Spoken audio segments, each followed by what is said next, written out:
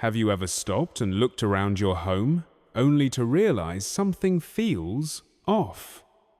Not quite messy, but not peaceful either. Maybe it feels a little cramped, a bit harder to breathe, or just overwhelming without knowing why. That was exactly what happened to Helen. She's 74, full of life, and had always thought of her home as cozy, filled with memories, stories, and comfort. But one afternoon, while searching for an important document, she found herself digging through piles of old papers, shelves stuffed with items, drawers that barely closed. That moment was her wake-up call. Her once beloved home had slowly become crowded and stressful, and she hadn't even realized it. And she's not alone. Many of us, especially as we grow older, slowly accumulate things. A gift here, a souvenir there, a drawer full of just-in-case items. Over time, it builds up. We don't see it as clutter, we see it as part of our space. But one day, it hits. The house feels tight, the air feels heavy, and it's hard to find joy in a space that's supposed to bring us peace. So today, we're going to gently unpack that reality. This video isn't about shaming or making you feel bad. It's about helping you take back control of your space, own thoughtful step at a time. We're going to look at 21 things that might be quietly making your home feel cluttered without you realizing it. And more importantly, we'll talk about how to let go of them without stress, without guilt, and without losing the memories that matter. And here's a little teaser. One of the most surprising items on this list is something almost everyone believes they should keep, but it may actually be the one thing that's making your space feel messier than ever. So stay with me, because by the end of this video, you might just see your home and your relationship with item a whole new light. Part 1. The hidden chaos of paper clutter. Let's talk about something we all tend to overlook: old paper. It starts with one birthday card, one medical bill, one letter you swore you'd need someday. Before you know it, drawers are jammed, shelves are sagging, and you're flipping through a pile of papers just to find one important document. Sounds familiar? That's exactly what happened to Helen. At 74, she considered her home cozy and full of memories, but one day, she couldn't find an important legal document. In that frustrating moment, she realized her once comforting space had quietly transformed into a maze of clutter. The fix? It doesn't have to be dramatic. Just carve out 30 minutes each week. Sit down with a cup of tea, play your favorite music. Helen's friend prefers smooth jazz and begin sorting. Keep only what truly matters: tax documents, essential medical files, and legal papers. Everything else, either scan and store digitally or shred it. There's no need to hold on to expired coupons from 1998. Not only does this routine free up space, but it also lifts a surprising mental weight. Suddenly, your home feels lighter, more open, and so does your mind. Part 2. When your kitchen feels like a storage unit. Have you ever tried to find your favorite frying pan, only to dig through 5 others first? Or opened a cabinet and had a waterfall of mugs pour out? We accumulate so much in the kitchen: extra gadgets, unused blenders, mismatched container sand, barely notice until it disrupts our daily rhythm. That's why Margaret decided to take action. Her kitchen counters were always cluttered, and prepping a meal felt more like a scavenger hunt. She finally donated her old slow cooker, a couple of dusty blenders, and kept just one of each essential item. The result? A kitchen that breathes. Here's a simple trick. The 1-year rule.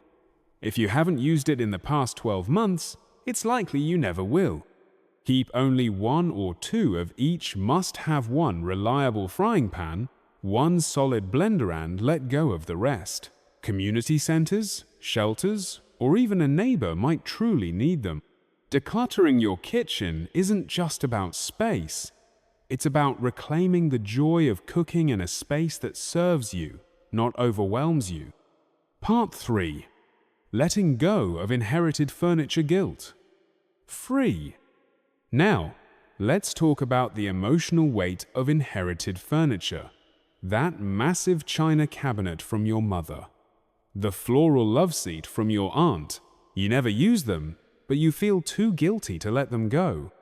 Helen had the same dilemma. Her mother's old cabinet stood in her dining room, untouched and towering. She kept it for years not because she loved it, but because she thought she should.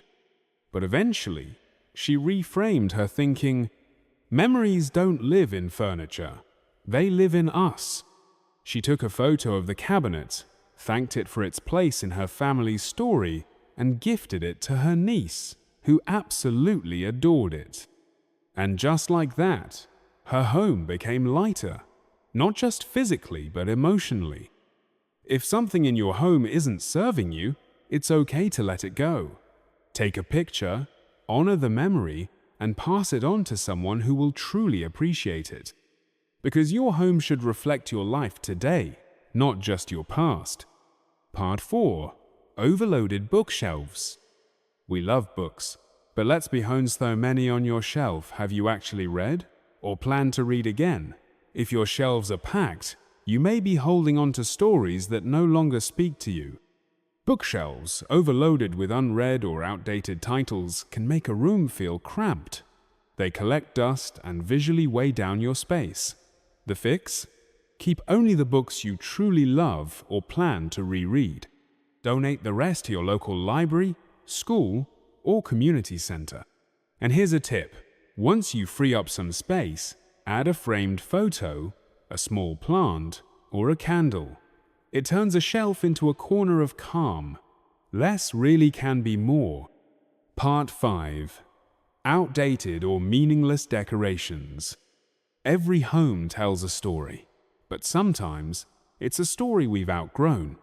Decorations from 20 or 30 years ago may once have been meaningful, but do they still bring you joy today?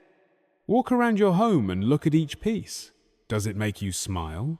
Does it reflect your style, now not your style, from decades ago? Keep what inspires you. Swap out the old for something fresh or minimal. One beautiful statement piece can do more for your space than 10 little knickknacks. Your home should grow with you, not stay frozen in time. Part 6. An overcrowded closet. Closets are sneaky. We add to them season after season, rarely letting anything go. Before you know it, you're drowning in clothes but still feel like you have nothing to wear. Let's keep it simple. If you haven't worn it in a year, it doesn't belong in your closet. Use the 1-year rule. Donate anything that no longer fits your style, your size, or your season of life. Try organizing by category and color. Store off-season clothes in a separate bin. And most importantly, only keep what you truly love to wear. Decluttering your closet is more than finding space. It's about starting each day with ease and confidence. Part 7. Sentimental items without a home. Birthday cards, travel souvenirs, school drawings, these pieces hold meaning. But when scattered all over the house, they lose their specialness and create chaos. Create a memory box. Choose a decorative bin or box where your most cherished mementos can live. Rotate them seasonally if you like. Or digitize them, scan old letters and photos to preserve the memory without using physical space. Alice, a friend of mine, once kept an entire closet of her kids' school projects. After scanning the most precious ones and keeping just a few originals, she cleared the whole closet while still keeping the heart of the memories intact. Part 8. Bulky furniture blocking pathways. We've all had that one piece of furniture that just doesn't work anymore. Maybe it's a massive coffee table, or a chair that looks nice but never gets used. Big furniture in small spaces can feel like an obstacle course. It interrupts flow, creates safety concerns, especially for seniors, and makes even spacious rooms feel cramped. Downsize. If a piece doesn't serve you, pass it on. Consider multifunctional pieces like ottomans with storage or foldable tables. And most of all, create clear pathways. Tom, a senior I know, replaced an old china cabinet with a sleek, modern bookshelf. Instantly, his dining room felt brighter, lighter, and more inviting. That's the power of thoughtful space. Part 9. The Junk Storage Corner. We all have that one corner in our home: a chair, a table, or a closet where random items pile up. What begins as a small stack quickly snowballs into a clutter mountain. The problem with these junk corners is that clutter attracts more clutter. Once something lands there, more will follow. Even if the rest of the house is tidy, these catch-all spaces send a message of disorder. They become a forgotten dumping ground for things with no real purpose. The fix? Establish a system. Everything in your home should have a designated place. Commit to decluttering this space weekly, perhaps every Sunday. Use baskets, trays, or labeled bins to give small items a home. Helen, a retired teacher, used to toss unopened mail on a side table by her front door. It turned into a towering pile of catalogs and papers. When she added a mail organizer and began sorting mail daily, that little space felt reclaimed and peaceful again. Part 10. Just in. Case items that never get used. Those empty jars, stacks of old magazines, or bedding you haven't touched in years. They might seem harmless, but over time, they steal your space and peace of mind. Many of us keep things just in case, but rarely do we end up needing them. These rarely used items become a hidden burden, taking up precious space and adding unnecessary mental weight. The fix? Give yourself a deadline. If you haven't used it in 2 years, it's probably time to let it go. Set clear limits. Keep only 1 or 2 backup items, not an entire stockpile. Donate the rest to shelters or community centers. George, a retired handyman, had a garage full of scrap wood for future projects. After years of barely using it, he donated most of it to a local workshop and immediately felt lighter. Part 11. Broken or unused gardening tools. That pile of rusted shears, broken watering cans, and unused flower pots cluttering your shed, they're not serving you, they're just taking up valuable space. Old tools not only make it hard to find the ones you actually use, but they can also be a safety hazard. Here's what to do. Keep only the tools that are functional and used. If it's broken and hasn't been fixed in a year, it's time to say goodbye.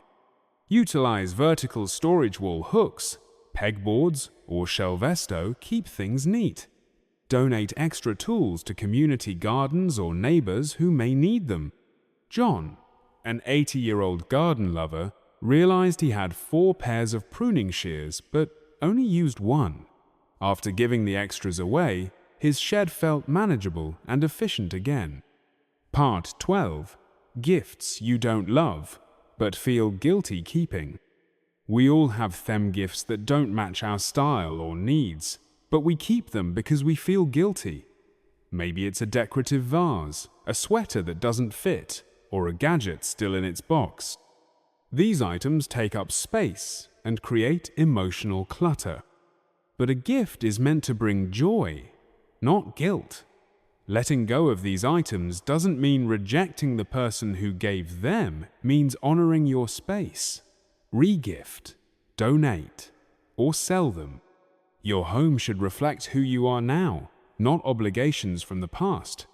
Sarah, a senior who had collected dozens of decorative candles over the years, donated most of them and kept only a few favorites.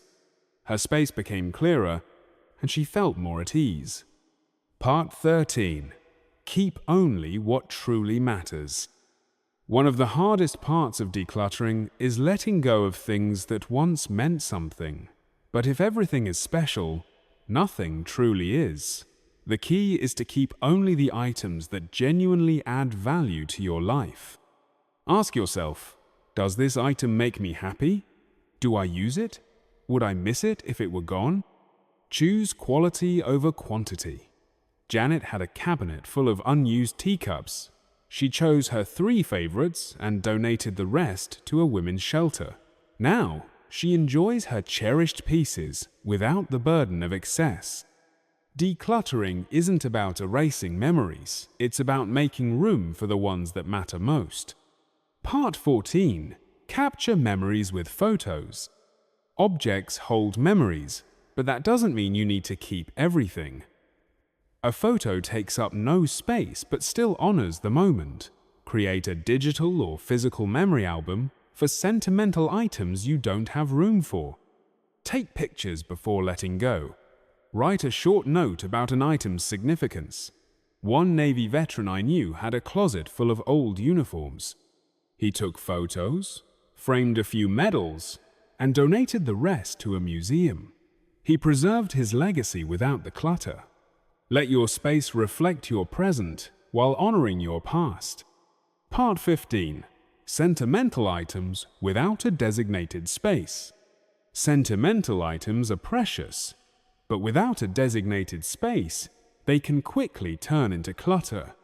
That stack of old birthday cards, vacation souvenirs, or your child's school projects might bring back fond memories, but when scattered around, they create visual chaos. A memory box is a simple yet powerful solution. Choose a decorative bin to store these keepsakes, and rotate items instead of displaying everything at once. Digitize what you can, scan letters, photos, and cards to keep the memories without taking up physical space. This way, you honor the past without letting it overwhelm your present. Part 16. Bulky furniture blocking pathways. Oversized furniture might have served a purpose once, but now it could be clogging your living space.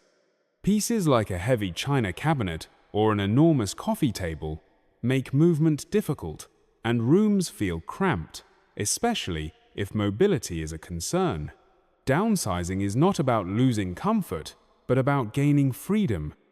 Replace rarely used items with multifunctional furniture, like foldable tables or storage ottomans. Rearranging furniture to create open walkways can dramatically change the atmosphere of your homemaking, it more spacious, safer, and serene. Part 17. The ever-growing junk storage corner. We all have that one spot, a hallway table, a closet, or a bedroom chair that becomes a catch-all for clutter. Left unchecked, this corner turns into a black hole that swallows everything. Clutter breeds more clutter. The fix? Establish a system. Every item should have a home. Use baskets, trays, and organizers. Set a weekly reminder to tidy this perhaps every Sunday. One retiree reclaimed her entryway just by adding a small mail organizer and making it a habit to sort incoming mail daily. Small systems prevent big messes. Part 18. Just-in-case items that never get used. Empty jars, old magazines, extra bedding, you keep them just in case, but in reality, they rarely serve a purpose. These items occupy valuable space and add mental weight. Set a deadline. If it hasn't been used in 2 years, let it go. Keep 1 or 2 backups, not a whole stockpile. Donate the rest to shelters or schools where they're needed. A retired handyman once cleared his garage of unused scrap wood and gifted it to a local workshop freeing space while helping others. Your home should serve your present, not your what-ifs. Part 19. Gifts you don't love but feel guilty letting go. That decorative vase from a friend, or the gadget you never open gifts, can become burdens when they don't align with your lifestyle. You don't owe shelf space to things that don't spark joy. A gift should be about thought, not obligation. Give yourself permission to regift, donate, or sell items you're keeping out of guilt. One woman donated her collection of decorative candles she never lit to a community center and kept only her favorites. The result? More space, more peace, and a home that reflects her true self. Part 20. Not reassessing items as life changes. Over time, the things we own often stop reflecting the life we actually live. That exercise bike in the corner? It hasn't been used in years. The drawers full of office supplies? You've been retired for a decade. When we don't reassess what we keep, our homes begin to reflect who we were not, who we are now. Why it's a problem? As your lifestyle evolves, holding on to items from a past phase of life can make your space feel outdated and cluttered. It becomes harder to find what you actually use and enjoy, and your home stops feeling like a support system. It becomes a reminder of things undone. The fix. Every 6 months, do a mindful walkthrough. Ask, would I buy this today?